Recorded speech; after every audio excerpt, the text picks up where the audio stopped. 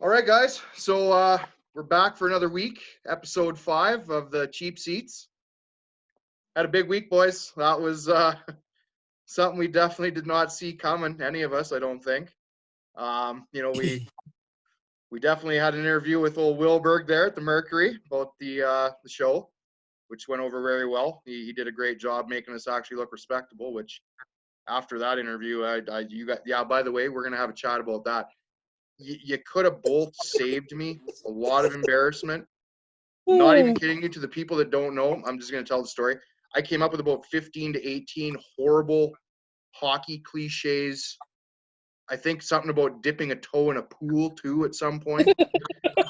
And Marcus and Jeff just sat there and let me burn. Didn't even offer. Could have threw me a life raft, something, boys. We don't want to put all our eggs in one basket. Better put our best foot forward, though. So, yeah. Well, you got to keep your nose to the grindstone and just keep plugging away in the corners and make sure that everything goes, and just take it one shift at a time. No, it's just I won't be doing a Mercury interview ever again. But Wilbur did a hell of a job. After that, honestly, you're getting better. Yeah.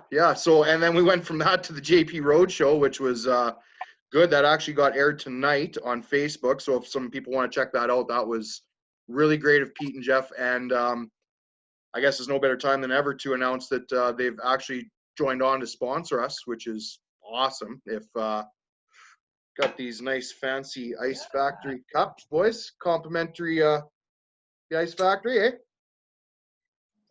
Here, get those in there. Cheers. And then today, mind blown. I had a message from producer in Regina at CBC Radio 1, and I thought it was just some dude messing with me in Messenger, and I'm like, who is this guy doing this to me? Like, I'm busy at work. So I Google the guy, comes up as the producer of CBC. So, okay, he's legit. It's whatever. Wants to do an interview. All right. So I call, chatting, do the interview. He's like, well, geez, that went so well that we're going to have you on live this afternoon. No, you're not. No, you're not. I'm not. I just don't want to do it. After some prodding and poking. Encouragement. Yeah. I decided to sack up, had the puke bucket nearby and just toughed her through. Went really well. Can't thank them enough for giving us the opportunity to go on that platform. Any type of exposure we can get, it's great. Love it. Love every second of it.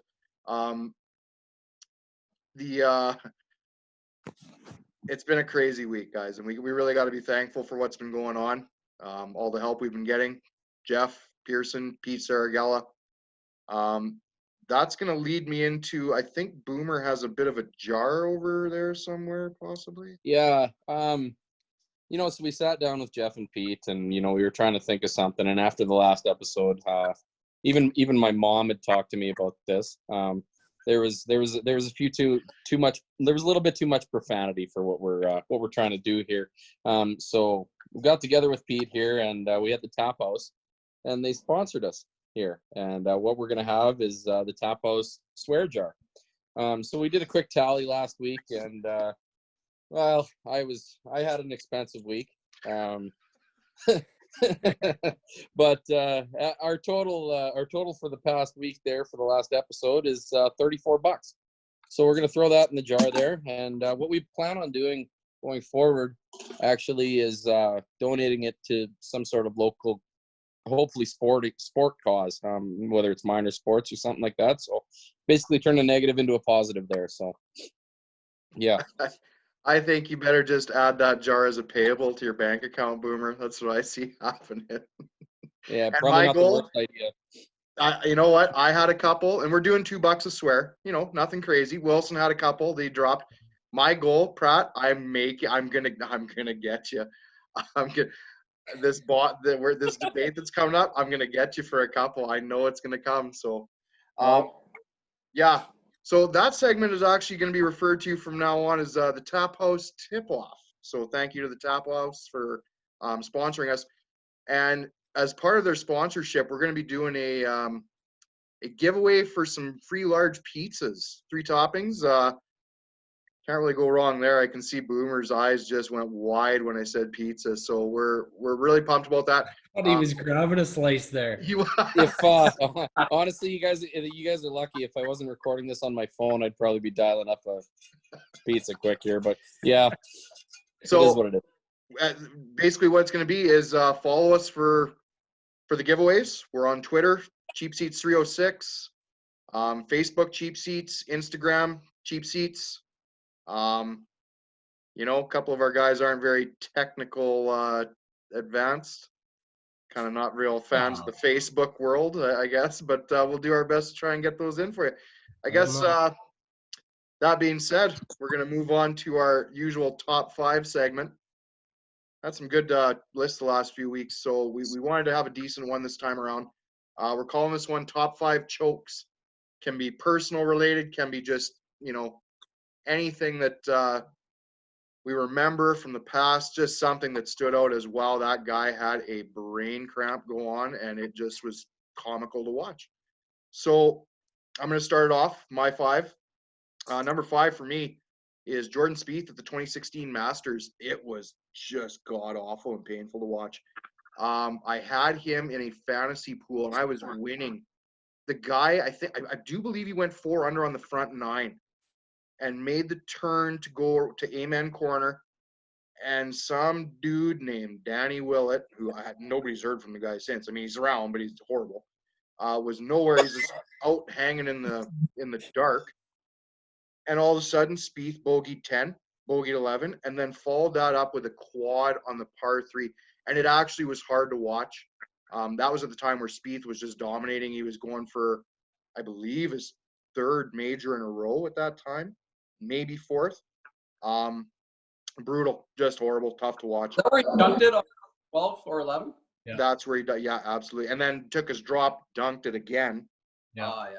Yeah, it was bad. So that takes my number 5 spot. Number 4, this one, well, I'm going to get roasted again. So this is Los Angeles Kings related. So not like anybody's shocked about that. It's called the Frenzy on Figueroa. If anybody wants to look it up, that is what it's named. It was 2001. Detroit was playing LA.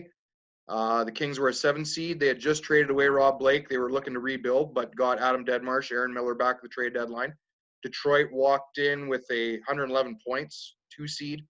Only Colorado was better that year. Kings didn't have a chance, and it was 2-1 Detroit in Game 4 in LA, and it was 3-0 Detroit with about 6 minutes to go. LA scored 3 goals in that 6 minutes and then scored in overtime to win it, tying the series at 2, won Game 5, and then won in overtime in Game 6 to upset Detroit and knock them out. And then actually in the second round took Colorado, the number 1 seed, to 7 games and lost a very good series. So that was a big choke for Detroit. Love always pointing out when Detroit chokes. My number 3, Leafs and Bruins from 2013. I love crushing the Leafs. It's just so fun to do. Up 4-1 in that Game 7. With 14 minutes to go, that game was as done as could be, and Boston somehow brought it back, tied it. Bergeron won it in overtime, and I just remember the fitting image from it was when they tied it. The game was being shown on the screen outside of the Leaf Arena there in Maple Leaf Square, and that crowd looked as just disgusted as, and I was laughing every second. It was just great. So that's my number 3. Number 2, not so much a choke in a moment, but just a choke overall. The Mariners of 2001, 116 win season. The most. Oh, I was gonna say that's their big win season. Yeah. That is the most ever in MLB baseball history. 116 wins. They were a dominant team. Really thought they had a chance that year. They lost in the LCS to the Yankees and have not been back to the playoffs since. Oh boy. It's just bad. It's been a rough go. Been a rough. You sure that's the most wins? Sorry? That's the most wins in regular season? Yeah. 114 is the next one, I believe. Why? Who are you thinking, Pratt? I'm doubting that. I thought the Yankees had it, but Like from recent? yeah, like in the last 20 years plus, yeah. Oh, no. Like, unless I don't yeah, think I so. think Lane's right on this. You want to put a little wager on that there, Pratt? You I know don't I think can't so. resist a bet, right? I Can't should have kept my mouth shut because Jeff would have done it. Yeah. And my number one, also personal, but this one actually is a very momentous one. King Sharks 2014 playoffs. They are the fourth team in NHL history to come back from a 3-0 lead or deficit. And they came back, won 4 straight, beat San Jose, beat Anaheim, beat Chicago, and then beat the Rangers, and then ended up winning the Stanley Cup that year. So to do that, to come back from 3-0 down, I'll never forget it. Means a lot to me, especially them winning the cup. So that's my top 5. I'm waiting for you guys to carve me up for having the Kings on there twice, but it's just the way it goes. So Dustin, you're up, man. Me? Okay. Well, mine, I honestly don't really have a particular order here. I'm gonna kind of rattle them off as I sort of feel. I got some personal ones in there, so I'll probably just save those for last. But I'll go number 5 here would be Chris Webber, 93 NCAA March Madness. Calls his infamous timeout with timeouts left. Every time you think of Chris Webber, or at least me, I think of that play. I actually personally just think am thankful that when I play basketball, players can't call timeouts on the court. Like almost like this sigh of relief that's like I know I'm never gonna do that. I did coach basketball for a few years, so it ran through my head there. I asked that question, how many timeouts do we have, to the scorekeepers quite a bit, because yeah, Didn't like I want to said, be that guy. whoever I think of it.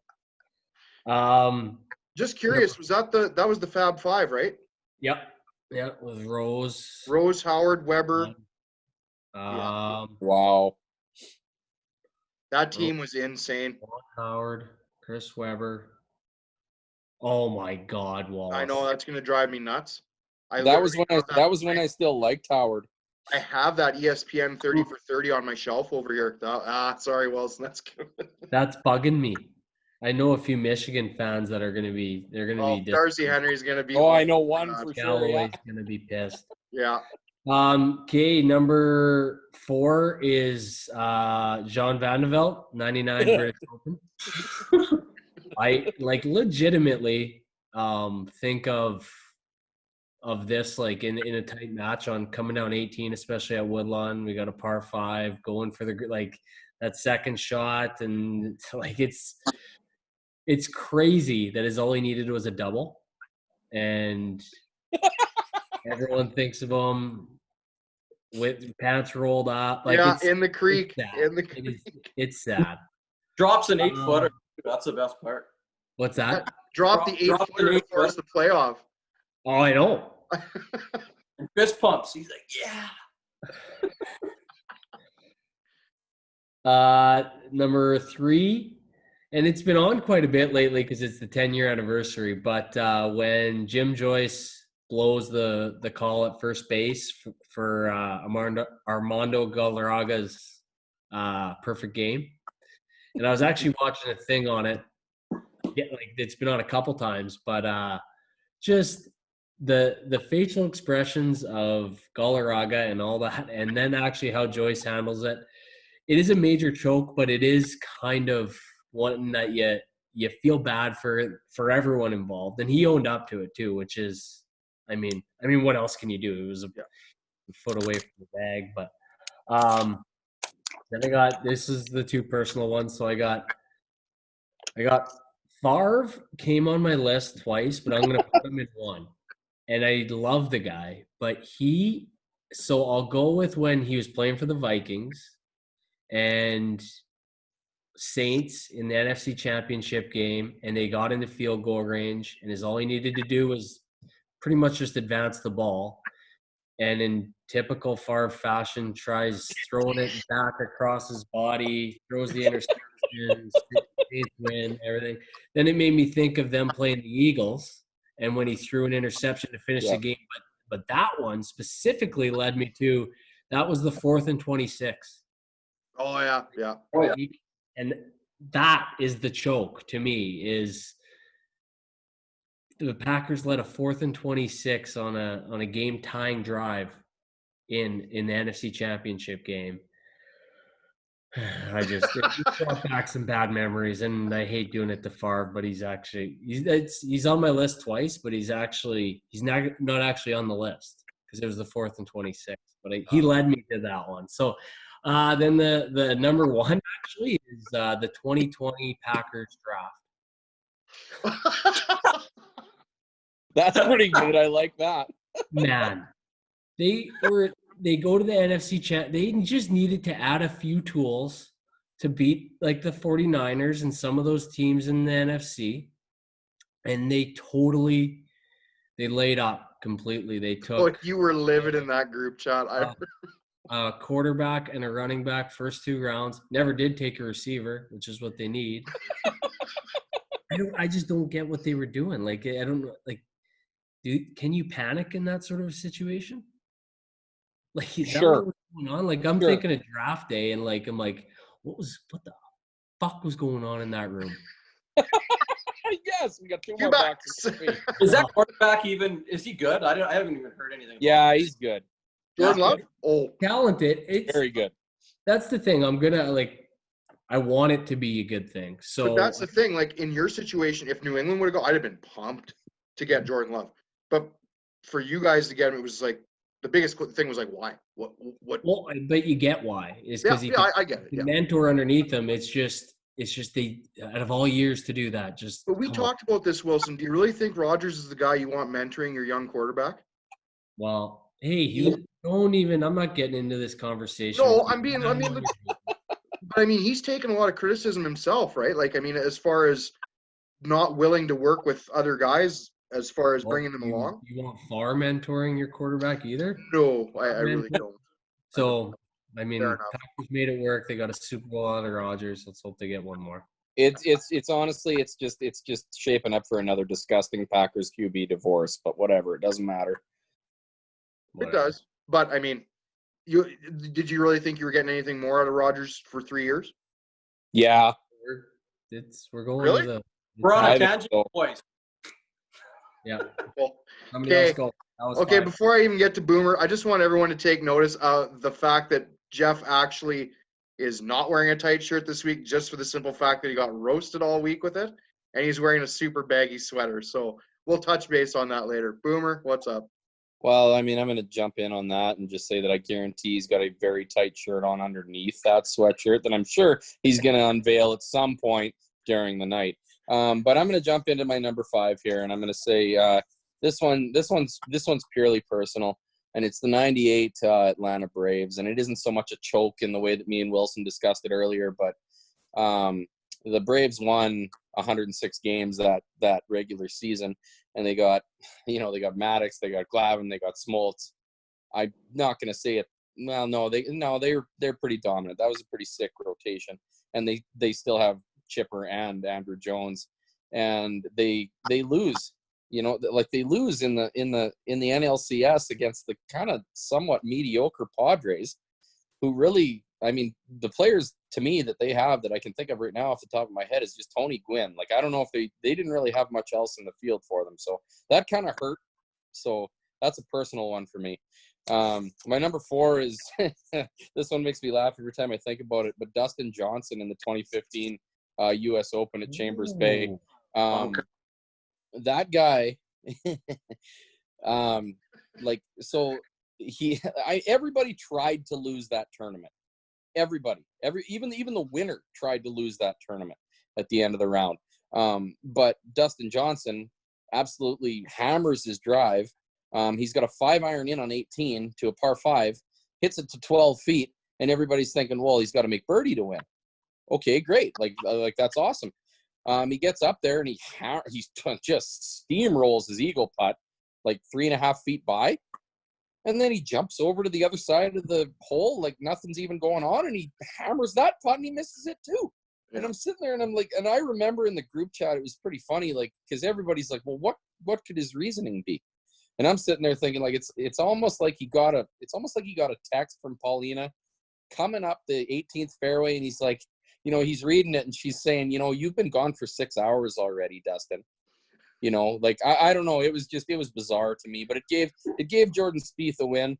Good for him. Even Jordan Spieth said it was painful to watch, but that's my number 4. My number 3 is another golf one, and that's Greg Norman at the 96 Masters. That was pretty ugly. He had a 6-shot lead going into the final round of that Masters at Augusta, and he had coughed it up by hole 11. 6 shots by hole 11. He ended up shooting 78. He ended up losing the tournament by 5 shots to Nick Faldo. Yep. That's a turn of events. Like, and the reason that I thought that was so significant is Greg Norman was never ever a contender in another major after that. So that's a rough one. My next one, Lane's gonna hate, but the 2007 Patriots. You know, they absolutely run the table all regular season. They look like nobody's gonna ever stop them. They're a complete, wrecking ball. And they get to the Super Bowl there, and the catch, I guess you could say, the helmet catch or whatever you want to call it there from David Tyree has other ideas. And I mean, you mean the catch? You mean the catch that wasn't a catch? Okay, yeah. Well, whatever you want to call it, Lane, they're still, in my mind, they're the best NFL team in recent history to not win the Super Bowl. I'm not saying it wasn't a choke. I'm just saying by the letter of the law, that was not a catch. The ball hit the ground. The tip of the ball hit the ground. Clearly. No. But Pratt, don't even go there. The ball, he literally. Wow. Can you even name the 2 quarterbacks that played in that? You're talking to Eli Manning? Okay. Well. That's one of them, Jeff. Top one. That, by letter of the law at the time, was not a catch. The tip of the ball hit the ground. I'm just saying. They let it go. Wasn't it reviewed? It shouldn't have even come down to that. I thought it was reviewed. But it was reviewed. Yeah, it was reviewed. It was reviewed, and they upheld it. I mean, it is what it is. I'm not saying it wasn't a choke, but by the letter of the rule that year, and they changed it later on. They've changed the catch rule how many times? Well, I think during the game, or either during or shortly after, I remember talking to Wilson, and me and him were both saying the only thing that burns you there is that whole not enough evidence to overturn it thing. But whatever, It doesn't 100%. Matter. Yeah. So that was my number 2, and I knew that was going to touch a nerve, but here we are. My my number 1 is, and it's not even really that personal, but I feel like it's a big one in the whole scope of baseball. The 2004 ALCS, where the Yankees end up losing to Boston after being up 3 games. And just the way that went down in Game 4 there. They actually, they scored. I think it was the bottom of the 9th. They scored just to tie it and go into extra innings. And then Wilson's buddy, their Big Papi, smacked a homer in the 12th inning to win that game. And then he followed that up with an even better performance by smacking another one in the 14th inning of Game 5. And then I'm trying to think. Game 6, it was pretty disheartening for the Yankees too. And then, it just seemed like heartbreak over and over. And by the time that Game 7 even started, I'm sitting there thinking to myself, I'm like, they don't have a chance. There is no way they're even going to come close to touching Boston in this game. And Boston rolled in there with all the swagger, and they too. What's that? Sorry? Weren't the Red Sox like basically they partied the whole way from down 3-0? They just they were drinking in the hallway of the dugout. Well, wouldn't you be? Jeez, man. That's the part that makes me love the story even more. Well, the better part, did they not sweep the World Series too? So they won Colorado? 8 in a row? St. Louis. St. Louis. Right. Yeah. So did they win 8 in a row? I could be wrong there. I don't want to say. I'd have to check. That one's that's digging. Yeah. I thought it was, but either way, that's my biggest choke, because I mean the Yankees, they had her, but no, they didn't. So, yeah. Before we get to Pratt, I got to do this because I know we're absolutely going to get roasted for it. Jimmy King and Ray Jackson. Oh yeah. Yeah, Jimmy King and Ray Jackson. I'm actually not as upset that I didn't remember that though. but I should have because I've seen that ESPN 30 like 5 times. So I should know that. Pratt, have at her, bud. Okay. No specific order. Mine are my most memorable chokes because of outside things that happen with. That's how I kind of approach this. But first one, Vandeveld. I'm not going to go into that one. We know how that was. Is but that I did your number 1 or your number 5? And my number 5. Okay. I did watch it, and I howled because first tee where he sprays it right, he shrugs his shoulders and smiles. And it sounds bad, but it reminded me of JFK right before he got shot. Just smiling and waving. Well, smiling and waving, and the massacre that's about to happen. I don't mean to compare the two, but it was like you're smiling, you're laughing, no big deal. I sprayed it, and then you blew Well, you did. You went there. Just happened You here? went there. Holy shit. Pratt went political. Assassination of a president to the British Open. Wow. Yeah, you really went somewhere there. Whew. My other one was Greg Norman. Boomer, you took her. Don't need to go into detail on that one either. But let me set the scenario for this one. 2017 Stanley Cup playoffs. Oilers versus Ducks, Game 5. Me and a few buddies go to our buddy Kyle Callis' house, including Nolan Rahatton was there. We all know Rout. 3-0 Oilers with 4 minutes left. We've been watching doubleheader hockey. We actually want to get to the top post, maybe hit up Gibby's for some karaoke. Game's over. We walk outside, about 3 or 4 of us. Call the cab. We're waiting outside. 5 minutes later, Nolan Rahatton, his big long legs come running out the door. The Ducks tied it! The Ducks tied it! Come back from 3-0 with 3 minutes left to tie it. We go to the top post, watch double OT. Corey Perry wins it at OT. All Oiler fans remember that one. So I'm sure Roadhouse had some cheddar on that game too. So, Yeah. Thick cheddar. Other one. This one hit me hard. 2002. I'm in Lethbridge going to school. Game 6 World Series. Giants, Angels. Giants are up 4-0. 7th inning. Game 6. 9 outs away. Bullpen blows it. 5-6 runs in the last 3 innings to lose Game 6. They go on to lose Game 7. I had a frozen salmon in my freezer that I bought. Wow.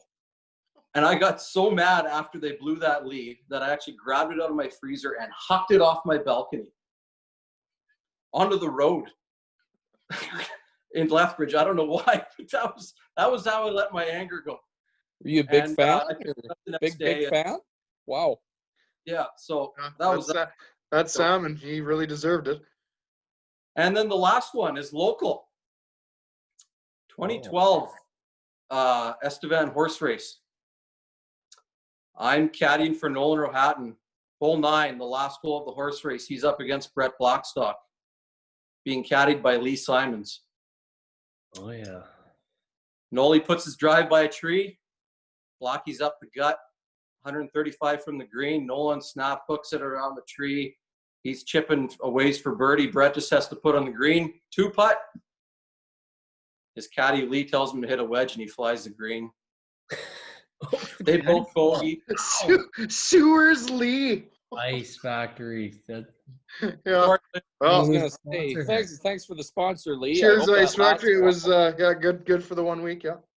Well, Brett's the golfer. I told him I'd be doing this too, but he flew the green. He took bogey. Rout wins in a chip off, and that's a little local flavor for it. So I like it.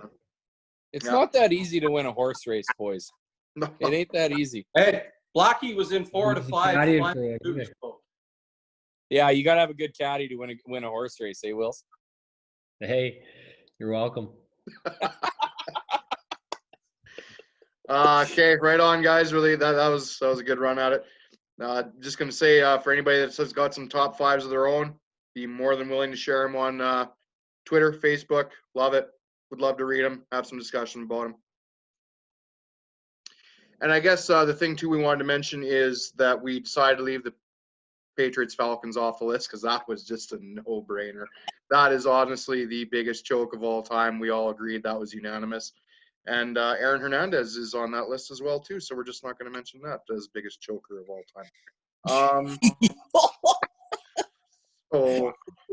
Moving on. We this has been a topic brewing for a couple weeks with jabs back and forth, and it's just something we feel we need to get out there, and it's relatable to the MLB Hall of Fame, more so who is not in the Hall of Fame. And the list of guys that I have as notables that aren't in that, by all accounts should be Roger Clemens, Rafael Palmeiro, Sammy Sosa, Mark McGwire, and Jeff's boy, Barry Bonds, who I will let have the floor here at some point. I just want to get some stuff out.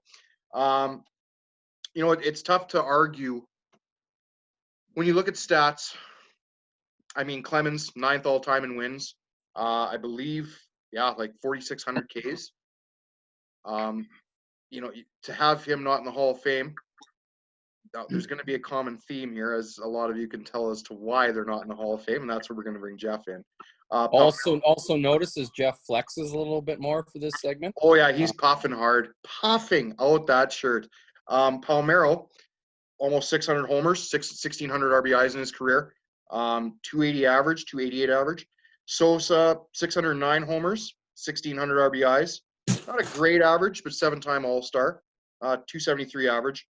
McGwire, 583, 11th all-time on home run list, 1,400 RBIs, 12-time All-Star, 263 average. Once again, these are all very Hall of Fame-worthy numbers. Bonds, 762 homers, first all-time with a massive asterisk beside it. 298 average, almost 2,000 RBIs, 6th all-time, 7-time MVP.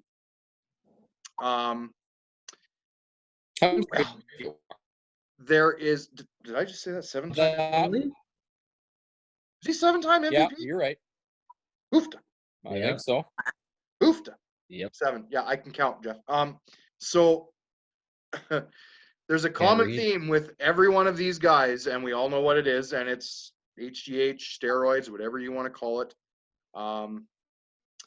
That is the lingering factor as to why these guys are not in the Hall of Fame. Now, I'm going to give my little take, and then I'm going to give the floor to you guys, because this is what it's about. It's not about me. So, in my eyes, you've got guys that, and we actually had this discussion. I feel the Hall of Fame, they let too many in, right? It's a very watered down.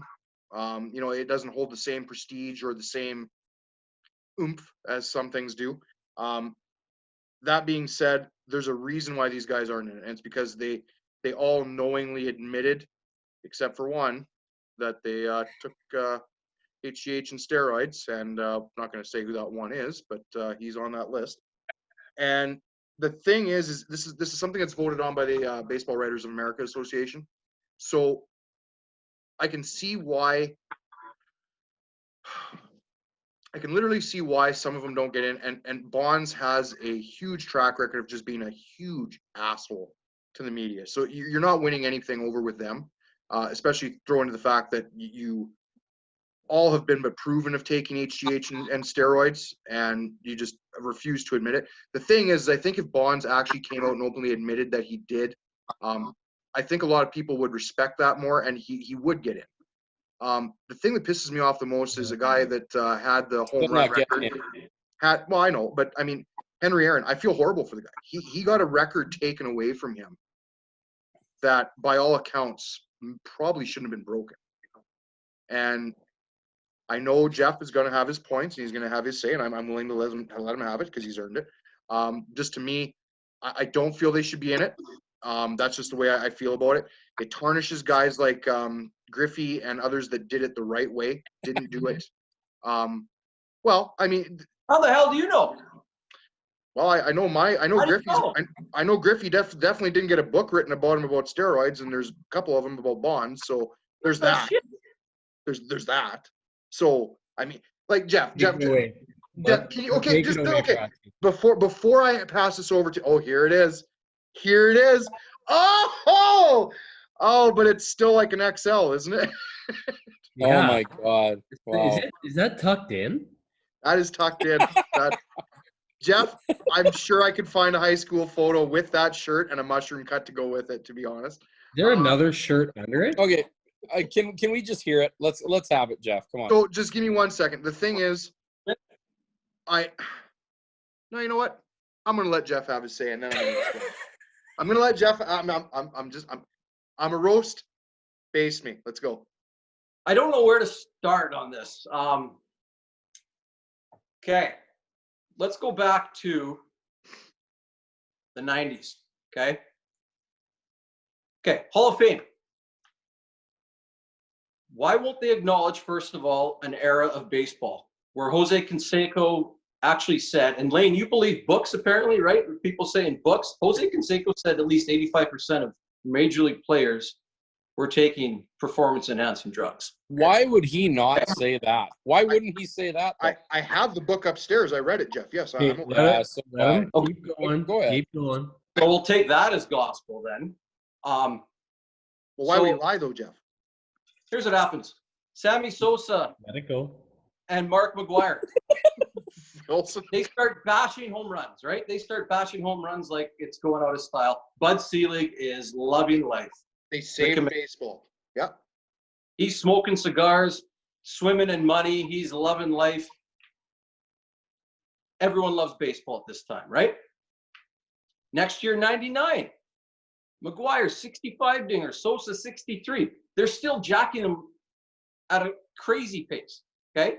Keep in mind, as they're getting interviewed, right, locker rooms, they have Andros Stenadione or whatever the thing's called. It's in their locker, right? It's in their locker.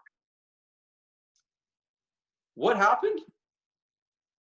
Barry Bonds came along that no one likes. Bud Selig doesn't like and breaks the record. Now Bud Selig's like, whoa. We got to look at this. Guess what?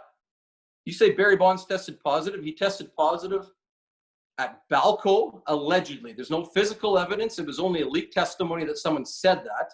There's no physical evidence. Tetrahydrosolone and norbolizone, I believe, are the drugs. Guess what? Tetrahydrozoline. Guess what? Yes. Not banned substances. They started getting banned in 2003. The players are ahead of the league. They're not cheat. You call them a cheat? They're playing within the rules because there's no rule for them. There was like 2 anabolic steroids that were on the ban list in 1991. They started. It was not in the collective bargaining agreement. It was sent by fax, and they actually asked the question: if someone seeks this out and they test positive, can anything happen? They're like, well, no, it's not in the bargaining agreement. It was a fax by a secretary at the head of Major League Baseball sent to the teams on like 2 anabolic steroids. So Bonds never tested positive after 2003 in Major League Baseball.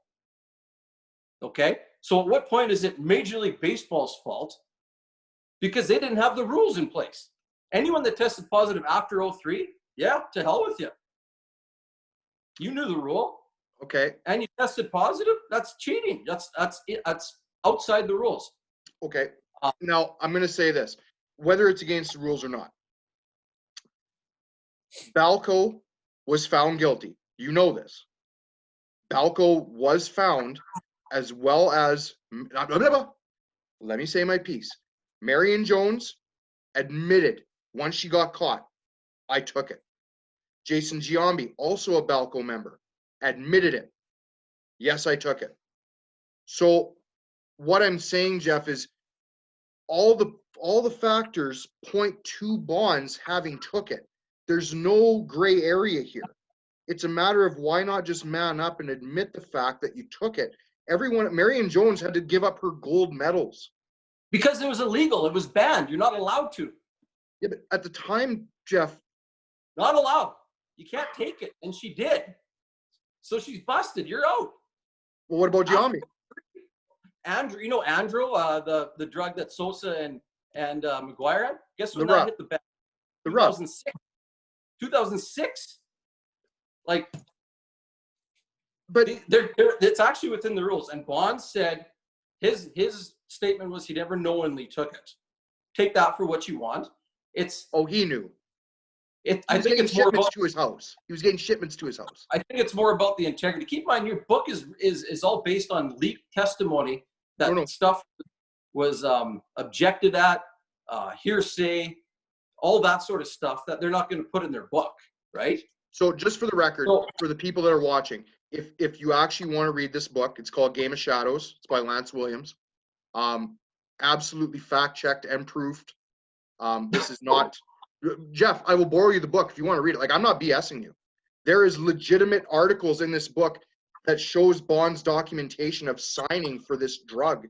And it's not like they didn't just make this up. They could get sued for slander. This was a #1 New York Times bestseller. I mean, it's not just it's not just bullshit. They can't sue him. They were going to sue them, but freedom of the press laws said they couldn't. Freedom of the press. And you're forgetting, these weren't banned substances. Maybe, is it against the integrity? Maybe. Put the rules in place, for Christ's sake, right? I know, but so, Jeff, so let's just hang on here. So, Pratt, is all you're saying is Bonds took steroids. He took steroids to get an edge. Human growth hormones that are used for doctors all the time. Same thing. So steroids that were not against the rules at the time, but he took them. Like, you're not arguing that. He took them. He took something that was... So you're just saying because it wasn't a rule at the time, it should be overlooked and everyone should just move on, let them into the Hall of Fame. Well, if they say 85% of people are doing this... Who said? Wait. Who said? Seiko. Oh, wow. I can't imagine him saying that. Come on. But we're taking books for gospel here, so let's believe his book too. But the thing is, Jeff, this book actually has testimony and documented testimony from the court cases and shit. Like, it's not just a made up book. I will let you read it. Just do me a favor, Jeff. If I give you the book, will you read it? And if you still don't buy what they're selling, I basically read it, Lane. It doesn't change what I'm saying. The court case wasn't for Bonds. The court case was for Balco for illegally distributing. Who is representing and Bonds. he's a witness. So when Jeff's thinking like a lawyer, everybody else is thinking like a baseball purist.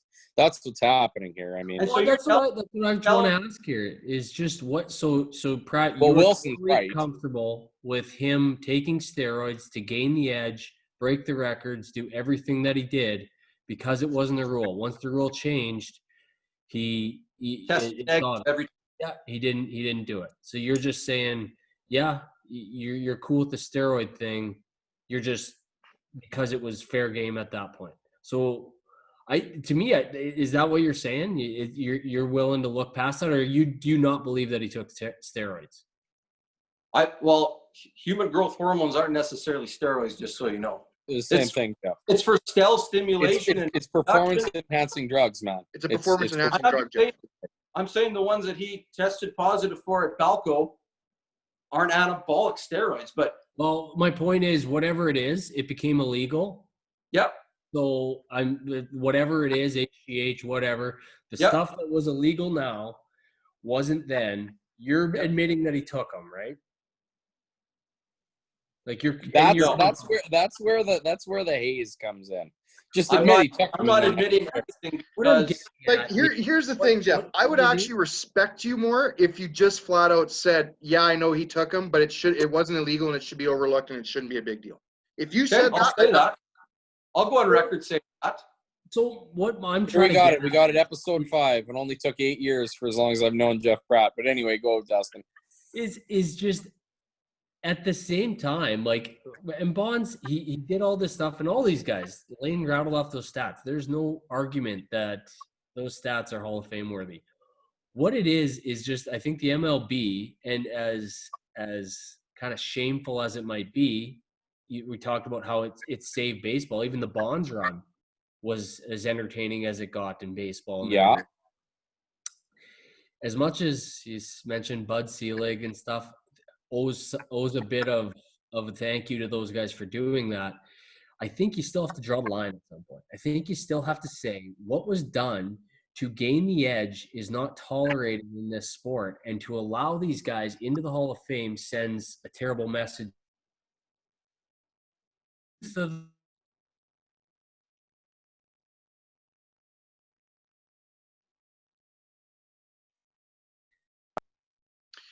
Okay, so we had a bit of a technical difficulty there, guys. We apologize. Unfortunately, Latman dial-up doesn't like to keep up with what is going on in the real world. So thanks, Access Cable, for that bullshit. Holy. Well, give me a break. Well, let's hope they don't plan on buying more media. We were having a great discussion there. Wilson got cut off. I believe he's got something to compare to the Houston Astros situation. So, Dustin, continue, please. Well, yeah, I don't know exactly where it left off, but I mean, picking up with that part of the argument is, I asked Jeff if let's just say things change and they tighten up rules on the Houston Astros cheating and signal calling and stuff like that. And I said, if things change, does that make what the Astros did for, and what was it? Is it 16 or what year did they get caught? 17, 18, I think, or 17, 18? Does that make it okay? Like, does that make it okay? And Pratt basically said, well, what they did was illegal at the time. And my point where I was going to go with it was, the game constantly evolves to be better and better and better and better and better. So to make it so, yeah, they hopefully they can eliminate that altogether. But the point is, when mistakes are made in the past, they try to rectify them so they don't happen in the future.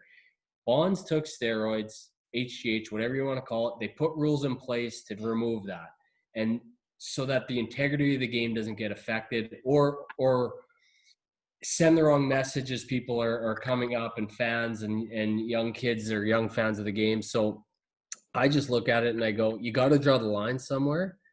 I'm glad that they're not letting Clemens in instead or something like that. I'm glad they're saying no to a lot of these people. To me, it was always, I thought Pratt was always arguing he didn't do it. I always said he never had a positive test. Yeah. And his only positive test that Lane has stated many times is actually not, there's no physical evidence of it. It was said. So say anything you want. Can I give you something quick here?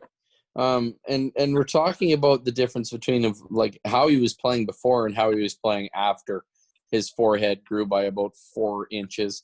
But in reality, do you like, because I have a say on this specifically, but Jeff, do you think he would have been a Hall of Fame player, no questions asked, if there was absolutely nothing to think about when it comes to the whole performance enhancing drugs question?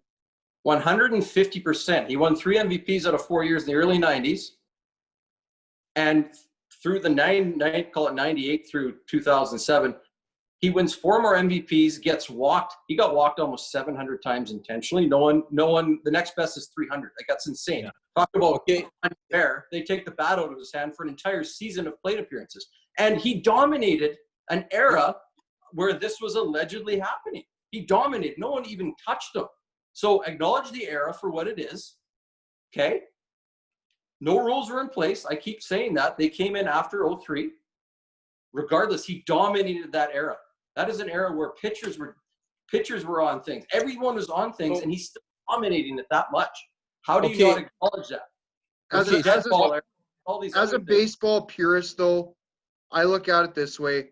It's not fair to Hank Aaron, who didn't have those types of ability to use that stuff. And you know what, Lane? I'm not even going to go backward. I'm going to go forwards. Yeah. I'm going to go now that there are these rules in place. How fair is this to even the David Ortizes, but like the Mike Trouts, the fucking Giancarlo Stantons, the guys who have proved along the way that they can hammer the ball. It doesn't matter where it is. Like, people, like, if it wasn't for sabermetrics, people would be walking Mike Trout. But it doesn't make sense statistically anymore. These are things that have changed. I agree they've changed, but put steroids or performance-enhancing drugs, whatever you want to call it, in Mike Trout's hands today, and good God.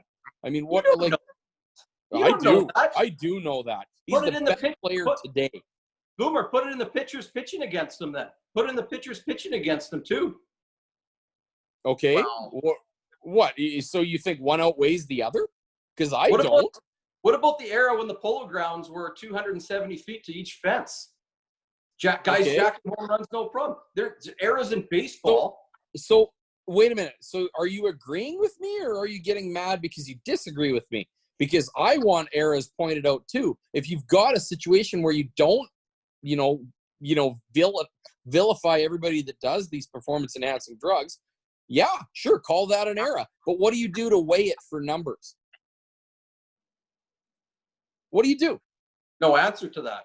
Well, Pratt, your point is totally valid on the era side, and write the whole thing off as just the steroid era and blah blah blah, or do exactly that, write it off, and don't let these guys in. I mean, there they're you not go. taking away the numbers, they're not doing anything like that. And as Lane said at the beginning, they let everyone in anyway. Like, Here's my issue, or another issue. Everyone knows, all four of you know, Barry Bonds gets in regardless of that. Okay, say 100,000%. Those numbers are absolutely insane. So he's getting not allowed in because of doing things that weren't rules that weren't put in place. That's my whole argument, and that is that's total bullshit in my opinion. He's doing things, or he's not getting in because baseball wants to clean its name. I mean, twist it however you want. Bonds is doing the game a favor by not getting in. Any of those guys are. He is. Yeah. We draw the line and say no. Like, that's not going to be tolerated. Baseball's got to clean up its act. It's got to do what it's got to do. Yeah, Wear it with a little bit of pride, Pratt. Anyone who argues that he shouldn't be in for any other reason than steroids is a complete idiot. Yeah. Like, it's not even close. Bonds especially. Like, Bonds is, you look at it, even the 99 threshold, I think that's what Boomer was talking about. He's first ballot at that point. Yep. So it's so unfair, but at the same time, it's actually it's a positive thing that he's not getting allowed in, and he won't. What does he have left? A year or two? Yeah, he's getting 40% of the vote, I know, at times. And keep in mind, the writers. What a joke that writers vote on this. That's okay. No, like, I'm not going to argue with you about that. That's a whole different subject we're not even getting into. They hate him. They hate him. That'd be like. But he's admittedly a dick. That'd be like CNN voting Donald Trump into the Presidential Hall of Fame. Oh no, we're not. Nope, we're not even. No, that's why I refuse. That's political reference number 2 for Pratt in one episode. No. Look, all I'm going to say is I'm going to wrap it up with this. I'm not taking anything away from Barry Bonds. He's a great player, great numbers, but he didn't do it the right way. And Jeff, you admitted he took him. He didn't break the rules. No, we're not arguing that. Rules. We're not arguing that. Well, then your point is so moot. No, mine isn't. I stand by what I say about players after Barry. So what, boys? Guess what? 762 ain't going anywhere, and it ain't getting broken, and it's going to be there forever. My boy, Barry Bonds. So just accept it. He's the best one of all time. I have accepted you admitting that he did steroids and owning up to it. This is Boomer's right. This is a huge human growth hormones. It is a huge breakthrough. Jeff, for you, it's Pratt. a performance enhancing drug. Put me on what people are suggesting he did, and on HGH, and I'll be massive. It doesn't matter. It's the same thing. Every player in the 70s was taking amphetamines. Everyone, and sick. They were all on them. You don't know. They were also smoking cigarettes between the innings and drinking beer before the 6th inning. Mike Schmidt's a different time. Steroid user. Mike Schmidt was a legend, best air in baseball at his time. It's mistakes that were made that needed to be corrected. You're 100%. They let losers into the Hall of Fame that they should have never let in. They're trying to draw the line. They're trying to clean it up. And you know what? Don't tell me you know Griffey did it clean, because he just couldn't hit enough home runs to get put in the spotlight. No, I'm not biting. I'm not biting. 40 dingers and go home. No, I'm not even biting, because here's the thing. This segment could go on for another half hour. Unfortunately, I don't want to do that at this point in time. But you and I have had our discussion on Griffey and Bonds, and unfortunately, Jeff, in the eyes of the people, Griffey is more respected and is in the Hall of Fame for the reason that Okay. I'm gonna cut you both. I'm gonna cut you both off there and say that this might be a spin-off from the cheap seats, and it'll be a completely different series that you guys are gonna have to watch because this will go on for hours. So I'm just glad he got a voice today. He deserved a voice and he got one. He's a shy guy, and I'm happy to actually be that voice for my boy. hey man, hey, Seven-time MVP. good for you. Good for you. I And was you know proud to voice my concerns for everybody in this era that will never ever touch it. So Pratt, I respect your view 100%, even though it's like blatantly wrong. But you know what? It's all good. I'm glad I gave you the forum to get it out. Pratsky, load up on whatever Bonds was taking there and fill that shirt out. I'm just not feeling it this episode. It's huge. I know. Well, I know. there's drugs that can help that out. We witnessed that in 2000. HGH, not illegal, Jeff. It's not illegal. nice. Oh, I love it. Thank Oh you, my Will. God. Oh, cheers. Okay, cheers, guys, Will. that's we got to move on from that. Good talk though. That we got that off our chest. So, okay, so we're gonna move into our next topic, and it's gonna be kind of a rapid fire format. The NHL awards. We already know who won the Art Ross, Leon Draisaitl. We already know who tied for the Rocket Richard Award, Alex Ovechkin, David Pastrnak. We're going to do rapid fire. So we're going to list the award. We're going to go around the horn. Who you guys think should be worthy to get it. Short, sweet. Hart Trophy. Boomer. Nathan McKinnon, because he's got nobody to work with. Jeff?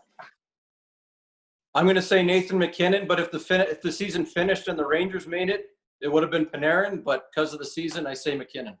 Yeah, fair enough. Good, I like good that call. Panarin pick. I like that Panarin Good pick. call. Wilson? I was just going Draisaitl. I was like surprised to not be saying McDavid, and then I was like, oh, and just seeing like when McDavid was out, he kind of carried them through. So I went with Draisaitl. I'm going with Pastrnak. I really feel it's time for him to get some recognition. He's a hell of a great player. Nothing more we can really say about that. Yeah. He's got time. No doubt. But you know, like I said, Vezina Trophy, Boomer. I'm not giving a pick for this. It's so obvious. I don't even need to. Move on. Jeff. Tuukka Rask. There's no argument as far as I'm concerned. Yeah, me too. Tuukka. Ben Bishop. Without Dallas having Ben Bishop, that team is not making the playoffs. I'm sorry. Yaroslav Halak has impeccable numbers for the Bruins. It's a product of what the team is in front of him. Tuukka Rask is a great goalie, but if you take Tuukka Rask away, I believe Boston is still a playoff team. You take Ben Bishop away from Dallas, they are not a playoff team, and he's the reason they're in the playoffs. The Calder Trophy. Boomer. I'm gonna go with Makar, another Avalanche member, which is ridiculous. But you know what? If he doesn't get hurt, I think he's right there. I think he's right there with Hughes, anyways. But I think he's better, so I'm gonna say Makar. Jeff. I battle between Makar and Hughes. Our listeners even asked about it, and I'd take either one. I'm gonna go with Makar just because better offensive numbers for points per game, and he's flashier. He's a little bit more exciting. I love Hughes, but Makar's my pick. Wilson. I went with Makar too. I just like Makar better. I was gonna pick him right away. The thing that gets me is games missed, like injuries. I think that should weigh in so much for some of these, and the fact that he missed them made it a little bit closer. But I'm still gonna give the edge to Makar. And I'm going with Makar as well. The guy is just pure lightning on ice. Great to watch. Great for the game. Big story coming in out of college. Came into the playoffs last year. Stepped up huge. Carried it into this year. Makar's it's a clean sweep as far as I can see. I'll be shocked if Hughes wins it. But I thought Elvis was winning it, Lane. Well, no? I'm going to give an honorable mention to Elvis Merzlikins. We did discuss this, and I got roasted for it. Columbus, and it's the same thing as Bishop. Oh. Well, just hold on. You didn't get roasted for it. I gave you my opinion on Makar, and then I said I owe my success in a couple fantasy pools to Merzlikins just because I thought he was going to be what he is, and he's just a great big body, and he's quick. He's going to be very good one day. He's the reason Columbus is even close sniffing a playoff spot. Yeah. 4 shutouts in a row, I believe, at one point. Yep. Great, just got a great future ahead of him as far as I can see. Big steal in fantasy drafts. A lot of people weren't banking on him. Took him late, and he ended up being a really solid goaltender. Yeah. Same with Dominic Kubalik. That's another guy I believe should get some recognition. Won't even be in the discussion, I believe, but had a really solid year. Another guy to be keeping an eye on. Norris Trophy. Boomer. Roman Yossi, for a big reason that because he, in my mind, is the best Nashville Predator, period. And I really like his plus minus of plus 22, and he's got 23 power play points, and he's 16 goals. I can't hate on Roman Yossi. Pratt. John Carlson. It's not even close, boys. I think he actually wins unanimously. Mark my words on that one. He 75 points in 69 games. I mean, he was gonna have 90 some points as a D-man plus player, and not that many power play points actually. I know you're gonna say he feeds Ovi all day long, one timers. No, he had what did he had like 26 or 27, didn't he? Yeah, that's Assists? pretty good. You know what Carl? You know No, he what had Carlson 50 got more assists. recognition for? No, Carlson power got play. more recognition for the actual heart. Yeah. Wilson. I almost want to change my pick because I don't like agreeing with Pratt here, especially coming off this Bonds thing. But I'm with I think Carlson's going to take it too. And John Carlson for me as well. No, I'm actually not taking John Carlson. If it's not Roman Yossi, I really hope it's Victor Hedman for the simple reason that Victor Hedman does not get any love. He's a great defenseman. He takes care of both ends of the ice and is offensive. Roman Yossi does that as well. Carlson, not taking anything away from Carlson, he does have a lot of help around him. So does Hedman, but Hedman has been kind of the bridesmaid quite a few times, and I really feel it's time for him to get some notoriety. Hold up. Can I say something? Wow. John Carlson not? has a lot of help around him, but Victor Hedman doesn't? Well, I literally just said so does Victor Hedman. But I said Victor Hedman has been the bridesmaid too many times when he should have won it. Wow, who does Yossi have? I'm curious why not Carlson, I guess, for anyone that didn't pick him, just because I just don't flat out like the guy. Like I just don't. I don't base my picks on who I like or who I don't like. But I do base this pick on the fact that I think Yossi's there all alone, and he makes his own offense. He literally runs that team in the offensive zone. Carlson, I'm not taking anything away from him. He has 60 assists, but we all know why he has 60 assists. Like, there's a reason with the season that John Carlson had with 60 assists, didn't get a whole lot of recognition for the Hart, because it ain't that fucking big a deal. Like, 60 assists sounds big. I get it. I understand. He also had a guy with 110. Well, it was 110 points this year, right? Who? Like Draisaitl. Oh. So I mean, to me, I don't know. 60 assists doesn't hit home with me when you've got that supporting cast. That's me defending Yossi. I mean, it is what it is. Yep. But I couldn't defend Hedman. But I'll throw a battle out there for Yossi all day.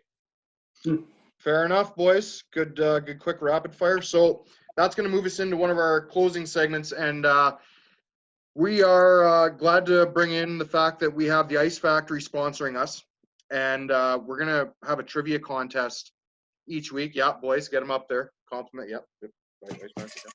Sorry about earlier, Leo. Yeah, Seward them. So it's going to be a trivia contest, and the winner is going to get a $50 gift card to either the Days Inn, the Ice Factory, or Blackbeard's Restaurant. So how this will work is I'm going to give the trivia question here. I'm also going to post it on Twitter. You must answer to the question on Twitter, and we're kind of hoping by doing that you're going to like the page, share it, get us some followers. But at the cutoff point of next Thursday, did we say? Thursday morning? Wednesday night.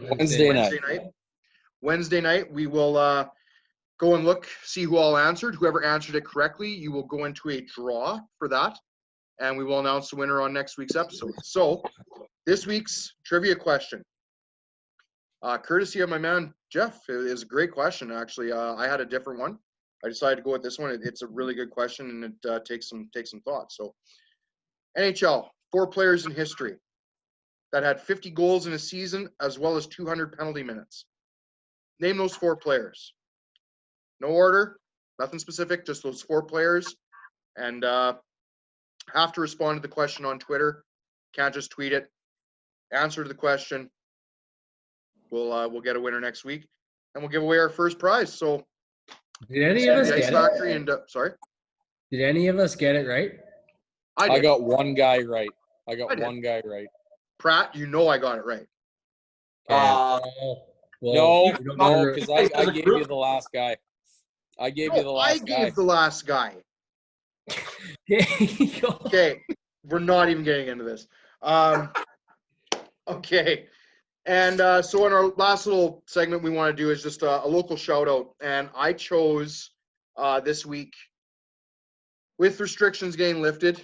Monday is a big day for a lot of places around here, especially our local gym, Studio C Fitness, who Dustin is a member at, Boomer's been to, Jeff's been to. I've also partaken, even though you could not tell by looking at me. They are opening up for business again. They were a 24-hour business, and the restrictions have kind of limited that. So I guess Monday to Friday, they're 5:30 a.m. to 10 p.m. Saturday, Sunday, 8 a.m. to 6 p.m. Looking for anybody that wants to join. You are more than welcome to come. There's no restrictions on that. There are some slight restrictions as far as spacing, but I mean, that gym is huge. We all know it is. There's plenty of room in there. Don't have to really worry about, COVID or social distancing or anything. They got more than enough equipment to go around. Water bottle restrictions. You have to have your own water bottle. Cannot drink out of the fountain there, obviously. And they have cleaners there constantly. It's one of the mandatory things. And, the best part about it is I know Chad and Sienna Kerr very well. They're great business owners. They're always willing to help out people to go there. It's a great facility. I really hope everyone kind of gets back into it. I know everyone's been chomping at the bit to get back out and get active and get doing stuff. So it's a great way. And Jeff, just so you know, the tanning studio is back going again. So you're more than welcome to go get that on the go again. So that being said, that'll bring us to the final part of the show. Boys, she's around the horn. What do we got to say? I got one. Have at her. I want to add in another local shout out. Peyton Benning. Played golf the other day. 6 birdies for a 70. Career round. Wow, good for him. Just thought of that today. I thought I'd give the boy a shout out. So I was playing with him. Very impressive. Huh? Oh, the color of the tees might not have been blue or gold, but yeah, okay. So hey, I hope 70 you're kidding. away, impressive. It's about as big as that asterisk that Lena's talking about with Bonds, but anyway, nice 70 kids. We'll keep it going with Payton because it inspired me. Him and Larder, so he's rolling. He's gonna love this. Tapped Pratt and I for 120 last Friday, right after. Oh, wow. What? We pressed after losing. We pressed on 18, and I, for once, actually was the one that was not really wanting to press, and Pratt fucking talked me into it. I guess just to explain to the people that don't know, pressing on 18 means you're going basically double or nothing on the amount owed on going on to the last hole, and you have to win outright. For the record, I had Boomer's 50 e-transfer still pending from the Peyton Manning Brady bet, and I took 70 from Peyton the week before, so it was like Teddy KGB on Rounders. I paid you with your money. That's good. Last time I great movie reference. Yes. Great movie reference. But top one. It's top of the 5 list, wasn't it? Rounders, yeah. Yeah, getting Lane excited. Yeah. Anyway, a couple things. Next week, we do have the return of a professional sport that actually I can get into and watch, and it is the Colonial. The PGA Tour is back. Yep. And we actually have Rory and a couple other guys coming out of the mix. Brooks Koepka is supposed to play. It's supposed to be a really good field. So we may touch on base with that next week. Also, today was announced the NBA has ratified the agreement. The 22 teams are coming back to Orlando. 8 games will be played as part of a regular season format to determine the playoff teams. and they are going to have at it. So we've got things on the horizon. We've got the Vince Carter Raptors shirt up there. Looking forward to it. So next week we'll have a new top 5, some fresh material, guys. Once again, Facebook, Instagram, Twitter, hit it up. Geez, I had a brain fart there.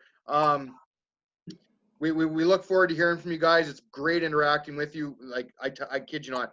Tell us what you think. You know, our topics. Tell us what you thought, and we'll definitely get back to you, and we'll definitely have some conversations. Thanks again for watching, guys, and we'll see you again next week on the cheap seats. Cheers. Cheers, folks.